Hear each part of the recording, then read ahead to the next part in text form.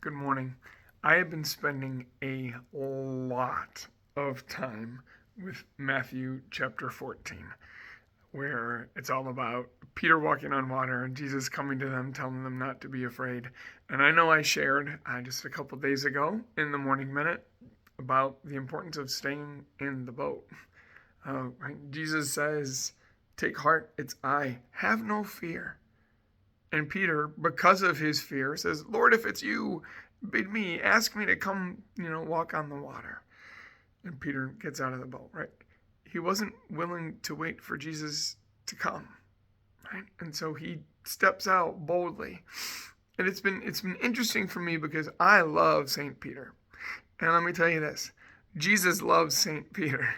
And St. Peter was the first pope, and he is one of the most powerful, incredible, amazing saints that we have.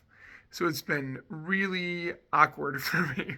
Awkward is probably the right word, and confusing to be like reading it in this new light. But as I continued to read it this morning, something hit me that was really, really powerful. That is a lesson that we learned from Peter, right? Peter is amazing. Peter is a man who is on a journey with the Lord, right? That's it. That's what we all are. We all are people on a journey with the Lord. And sometime we're gonna fall, right? All the apostles fell at times, right? It's amazing that if when we read the Gospels, right, none of them were perfect, and that's a good thing because we need to be given the model of how to get back up. And so what's amazing is that Peter gets out and he walks on the water. Right? And I used to always, when I would think about this, be all like, look, when people would be like, yeah, Peter fell. Be like, yeah, but he walked on water. Like, he actually did it. And it hit me today, like, what was the reason why he did it? It wasn't his own power. Peter did not possess the power to walk on water. It's because Jesus allowed it.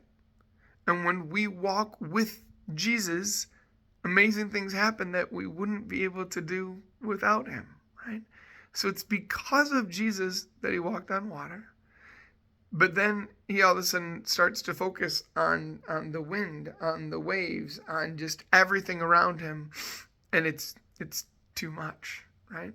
When we step out of the boat, life is overwhelming. Life is too much. That's why Jesus gives us the boat. That's why he gives us the church. That's why he gives us his truth. That's why he gives us his teachings. Right? We need to stay in the boat. But here's my lesson for today. And when I say my lesson, what I mean by that isn't just my lesson that I want to teach you. It was God's lesson for me today. This is my lesson for the day. Is that when Peter got overwhelmed by everything, it says, beginning to sink, he cried out, "Lord, save me." And Jesus immediately reached out his hand and caught him. Those lines are beautiful. And the line that is most important in that whole thing that I'm going to say is, yeah, I can say like, Peter, you should have stayed in the boat, right? We all have moments where we step out of the boat. We all have moments then where we get overwhelmed, and we all have moments where we fall. Where is Peter's amazing, amazing, amazing example that he gives us? As he began to sink, he cried out, "Lord, save me." And immediately, Jesus caught his hand, picked him up, and saved him. I think a lot of times, and I'll use myself as the example right now, I know a lot of times I can have it where I'm impatient. I don't see where Jesus is. I'm afraid. I don't listen to his command to not be afraid. And so I think I need to fix it. I think I need to figure it out. I need to come to Jesus. I need to find Jesus. I need to do it. And so I step out of the boat. And when I step out of the boat, things are going to get bad. And all of a sudden, as I start to sink, you know what I do? I try to figure out what to grasp onto that can keep me afloat. I try to figure out how to swim. I try to tread water. As I sink, I try to do everything that I can to keep myself from drowning.